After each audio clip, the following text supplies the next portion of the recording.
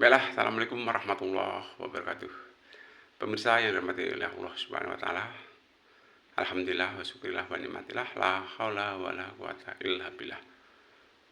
Yang pertama, marilah kita mengucapkan rasa syukur kehadirat Tuhan Yang Maha Kuasa, Allah Subhanahu wa Ta'ala, atas segala nikmat yang sudah diberikan kepada kita, sehingga atas nikmat-nikmat tersebut masih dipertemukan lagi, yaitu di channel kami, Cermin Anak Soleh. Mudah-mudahan tampilan kali ini bisa menginspirasi akan hidup dan kehidupan kita menjadi lebih baik. Amin, amin, amin, ya robbal alamin. Selanjutnya, sholawat dan salam semoga tetap tercurah kepada junjungan Nabi besar kita Muhammad Sallallahu Alaihi Wasallam yang senantiasa kita nantikan syafaat ataupun pertolongannya kelak di yaumil qiyamah. Amin, ya robbal alamin. Pemirsa yang dirahmati oleh Allah Subhanahu wa Ta'ala, masih berkisar tentang pengalaman ya, adalah sebuah guru ya. Jadi ini pengalaman yang sebenarnya cukup lama, tapi juga masih terngiang-ngiang ya. Ada yang bilang kenangan Desember kenangan Desember ya, ataupun Desember kelabu ya. Kenapa ya? Waktu itu sepulang dari mengembala sapi ya, alhamdulillah sapinya ada 2 waktu itu sudah saya gembalakan ya. Waktu itu sekitar jam-jam 5 ya, sepulang dari mengembala sapi. Jadi kalau mengembala sapi biasanya habis duhur sampai ya asar ataupun jam 5. Nah kebetulan ya pas pulang itu sapi belum sempat dicincang ya. Di depan rumah ternyata ada pohon rambutan ya. Ada pohon rambutan. Akhirnya dengan melirik pohon rambutan, ternyata di antara buah rambutan tersebut ada yang sudah masak, walaupun toh sebagian besar belum pada masak, tetapi ada yang sebagian sudah kelihatan kuning ya. Kalau orang bilang dulu Aceh ya. Nggak tahu apakah itu dari Aceh atau tidak. Yang jelas ya, rambutan tersebut sering disebut dengan Aceh. Itu di depan rumah kami ya. Pemirsa yang dirahmati oleh Allah Subhanahu wa Ta'ala, sebelum sapi dicincang ya, begitu sampai sapinya masuk kandang sendiri tapi nggak dicincang dulu, saya langsung manjat pohon rambutan. Nah ini ya, manjat pohon rambutan yang lumayan agak tinggi ya, kalau 3 atau 4 meter ya adalah ya tingginya. Nah kebetulan ada satu gerombol ya, satu gerombol ya, ada satu dompolan ya, ada satu dompolan itu ya, satu dompol kalau orang Jawa bilang ya, itu banyak yang sudah masak ya. Sehingga kami berusaha ya, mencoba untuk dapat mengambilnya karena penasaran ingin makan buah rambutan ya, yang sementara itu ada di depan rumah. Pemirsa yang dirahmati oleh Allah Subhanahu wa Ta'ala, mungkin karena kurang teliti ya, karena kurang ketelitian saya ya, ternyata belum sampai dapat satu pun ya, belum sempat dapat satu pun pohon yang saya injak ya, tempat pijak kaki ya, kaki saya dua-duanya itu batangnya rapuh batangnya rapuh ya. Karena rapuh apa yang terjadi ya, sehingga saat itu juga ya saya jatuh ke tanah. Lumayan kurang lebih seminggu itu nggak bisa apa-apa ya. Seminggu itu ya cuman tidur setelah habis disuntik dari Pak Mantri kalau zaman dulu ya. Setelah disuntik kami tiduran di rumah ya. Bapak Ibu yang dirahmati oleh Allah Subhanahu wa Ta'ala, sebenarnya sapinya dicincang dulu ya mungkin baru, tapi kalau sudah takdir ya mungkin bisa jadi ya memang saya harus jatuh dari pohon rambutan itu ya. Bapak Ibu yang dirahmati oleh Allah Subhanahu wa taala, yang agak saya sesalkan ya, itu harinya hari Minggu ya. Harinya hari Minggu, kemudian hari Seninnya besok misalnya ya, itu hari Senin. Hari Seninnya itu diadakan EPTA ya, kalau dulu EPTA. EPTA itu evaluasi belajar tahap akhir atau sering orang bilang ujian. Nah, ujian waktu itu di SD ya. Ujian di SD ya. Jadi ya apa boleh buat, saya terpaksa nggak bisa mengikuti ya, nggak bisa mengikuti ujian tersebut. Jadi ya mungkin harus begitu perjalanan hidup saya ya, saya terima dengan apa adanya. Ya. Walaupun bagaimana, yaitu apapun yang terjadi itu karena mungkin ya ulah saya sendiri. Ya. Sehingga dengan agak penuh kekecewaan, saya tidak bisa menghadiri ataupun mengikuti ujian yang seyogianya dilaksanakan pada hari Senin. Bapak, Ibu hadirin yang dirahmati oleh Allah Subhanahu wa taala, dengan demikian ya, otomatis saya tertinggal 1 tahun ya. Karena ujian enggak ikut, kalaupun toh ikut dengan keadaan kondisi yang enggak pas, akhirnya juga enggak lulus. Ya, ini pengalaman. Jadi pengalaman itu juga ya ada yang pahit, ada yang getir. Ya, ya setahun kami mengulang lagi. Ya. Inilah kenyataan hidup. Ya. Maunya sih harusnya bikin begitu, tapi kenyataan berbeda. Dengan modal sabar, dan sabar, akhirnya saya nekat untuk belajar lagi ya, tanpa ada malu. Ya, walaupun toh malu, tapi alhamdulillah ya tetap saya masih belajar seperti biasanya. Jadi nggak istilah mengejar paket A, paket B, paket C, enggak, tapi saat ikut pendidikan formal ya. Pendidikan formal yang diadakan di lembaga-lembaga pendidikan ya, di negeri ya, di sekolah negeri ya. Kaum muslimin muslimat yang dirahmati oleh Allah Subhanahu wa taala, ini kalau kita ambil suatu kesimpulan ya, bahwasanya kita hidup ini nggak boleh terburu-buru ya, nggak boleh tergesa-gesa. Segala sesuatunya kita harus dipikir matang-matang ya, akan istilahnya itu dampak yang akan timbul ya. Seperti halnya yang saya alami ya, kalau kita berpijak pada apa yang saya alami tadi ya, orang mengembala sapi, sapinya sudah masuk kandang, kandang belum ditutup ya, belum dicincang ya, sudah keburu manjat rambutan. Dan waktu itu juga nggak pakai sendal ya, saya mengembala sapi nggak pakai sendal, biasa jalan kaki biasa ya.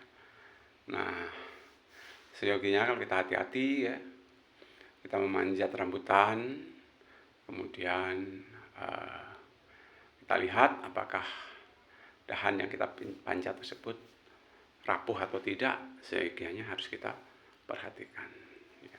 Jangan terburu-buru istilahnya itu melakukan suatu tindakan atau perbuatan tanpa dipikir matang-matang sebelumnya.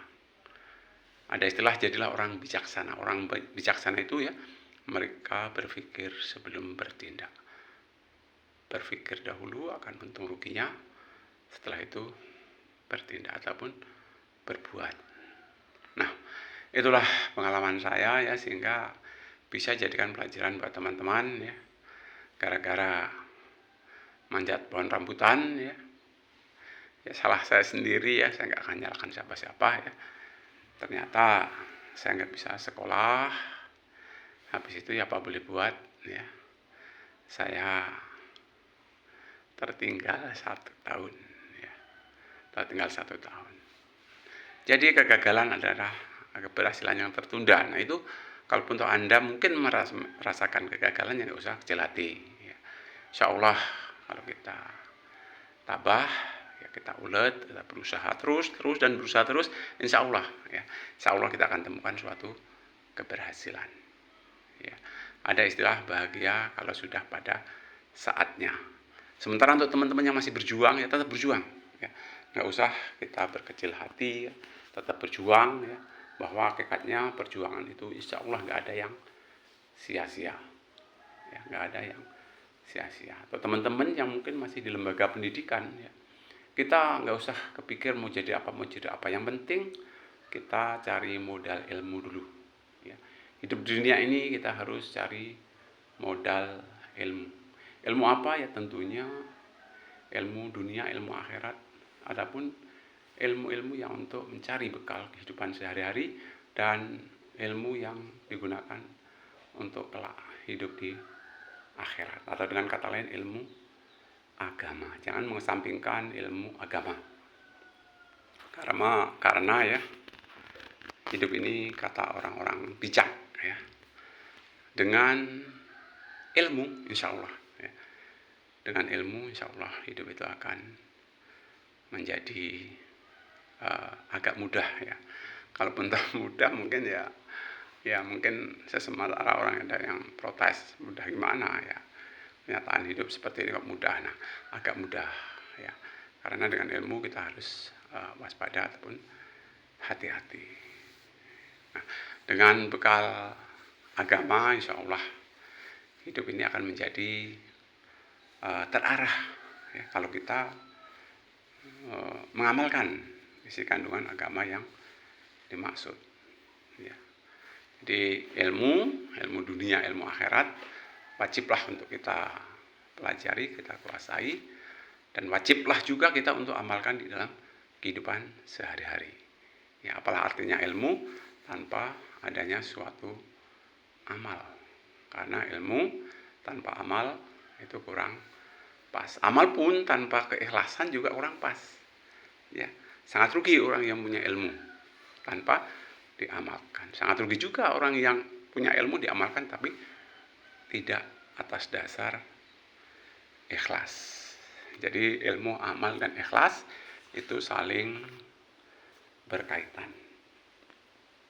Kaum muslimin yang dimati oleh Allah Subhanahu wa taala, sekelumit ya, apa yang sudah saya sampaikan ini bisa jadikan pelajaran kepada kita bahwa kehati-hatian di dalam hidup, ya, program kerja di dalam hidup ya, itu perlu ekstra waspada dan waspada. Kalau kita waspada, insya Allah ya, hidup kita ya, akan sedikit lebih baik. Dan kita tentunya berusaha bagaimana caranya hidup kita ini supaya menjadi lebih baik. Ya. Misalnya saja namanya pembangunan ya, pembangunan itu kan perubahan ya, perubahan ya, dari arah yang tidak baik menjadi baik ataupun dari arah yang sudah baik menjadi lebih baik. Tentunya kita juga berharap hari-hari yang kita lalui semakin ke depan juga semakin baik. Ya, itu semua tergantung pada pribadi kita masing-masing. Karena apa? Ya, insya Allah setelah kita paham bahwa Tuhan tidak akan merubah sikap atau pendirian kita ya, ataupun nasib kita kalau enggak kita sendiri yang berupaya untuk merubahnya ya. Jadi kita harus berubah sikap atau pendirian kita dan berusaha menjadi orang yang baik ya. Sekelumit orang yang baik yaitu ya, orang yang bisa istilahnya itu mengubah pendiriannya yang kurang baik menjadi baik ataupun yang sudah baik menjadi lebih baik. Orang yang selalu berusaha untuk menjadi lebih baik itu menjadi orang baik. Insya Allah menjadi orang baik ya. Kalau kita selalu berusaha untuk menjadi orang baik ya, kita yakin bahwa hari ini kita berusaha untuk lebih baik daripada hari kemarin, insya Allah ya, insya Allah kita akan menjadi orang yang baik ya. Jadi ada istilah ya, biar orang ya, melakukan kebaikan bagus ya. Tetapi yang penting kita kebaikan kita ini lebih baik daripada kebaikan yang kemarin. Maksudnya hari ini kita lebih baik dari yang kemarin. Atau dengan kata lain, biar orang lain lebih baik daripada kita, nggak masalah. Ya. Orang lain lebih baik daripada kita, nggak masalah. Ya. Nggak masalah, karena apa? Itu tergantung pribadi kita masing-masing. Ya. Biar orang lain lebih baik daripada kita, tapi kita yang penting hari ini lebih baik daripada hari yang kemarin. Nah, tentunya yang mengetahui hari ini adalah lebih baik atau hari ini lebih jelek dari hari kemarin, itu ya kita sendiri. Kita sendiri. Jadi Tuhan tidak akan merubah nasib suatu kaum kalau kaum itu sendiri yang tidak merubahnya. Dengan kata lain, Tuhan tidak akan merubah nasib kita kalau nggak kita sendiri yang merubahnya. Mungkin itu pesan dari saya ya, pengalaman pribadi yang pernah saya alami ya. Jatuh bangun itu merupakan suatu hal yang wajar ya, sehingga kalau ada orang yang sukses tentunya kita juga berbangga. Kalau kita lihat orang sukses tentunya kita juga ikut prihatin ya. Jangan justru kita mengolok-olok, ataupun jangan sampai sifat-sifat iri, dengki ya, termasuk suudzon kepada sesama ya, harap kita buang jauh-jauh. Jadi tipu daya setan harus kita buang jauh-jauh. Jangan sampai kita jadi manusia itu ya, kalau bisa ini ya, kalau bisa semuanya itu kalau bisa ya, jangan sampai bohong, sombong, angkuh ya, iri, dengki ya, selalu suudzon kepada orang lain, bahkan sering nyalain di bibir, lain di hati, ataupun tumbah cucuan ya. Terlebih lagi jauhi sifat-sifat yang orang bilang itu sifat-sifat kemunafikan ya. Jauhi sifat-sifat itu, karena sifat-sifat itu adalah tipu daya setan yang hakikatnya ingin mengajak kita untuk terjun ke neraka ya.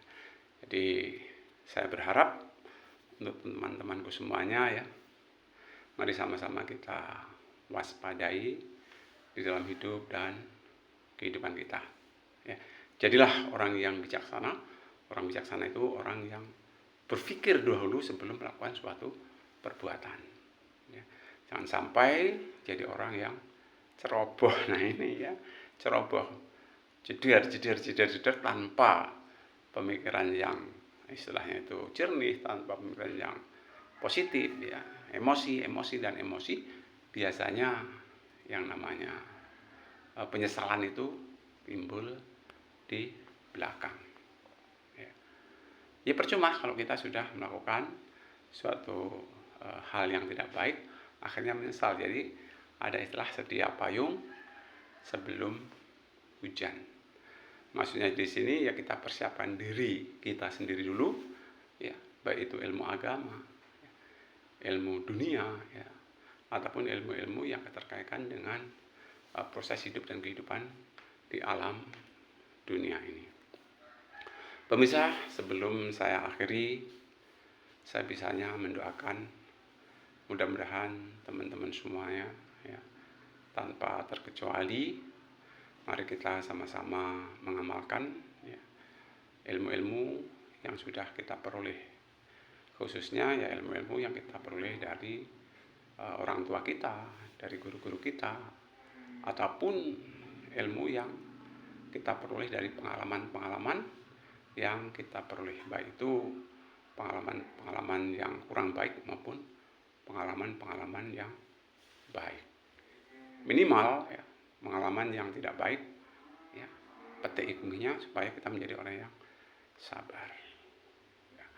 Pengalaman yang baik tentunya petik hikmahnya supaya kita menjadi orang yang syukur. Mudah-mudahan ya, sifat sabar, sifat sabar, sifat syukur ya, akan kita bawa, dan mudah-mudahan Allah meridhoi hidup dan kehidupan kita di dunia ini sampai di akhirat. Itu saja, lebih kurang saya minta maaf. Saya akhiri, Rabbana atina fid dunya hasanah wa fil akhirati hasanah wa qina adzabannar. Subhanaka rabbika rabbil izzati amma yasifun. Wassalamu alal mursalin walhamdulillahi rabbil alamin.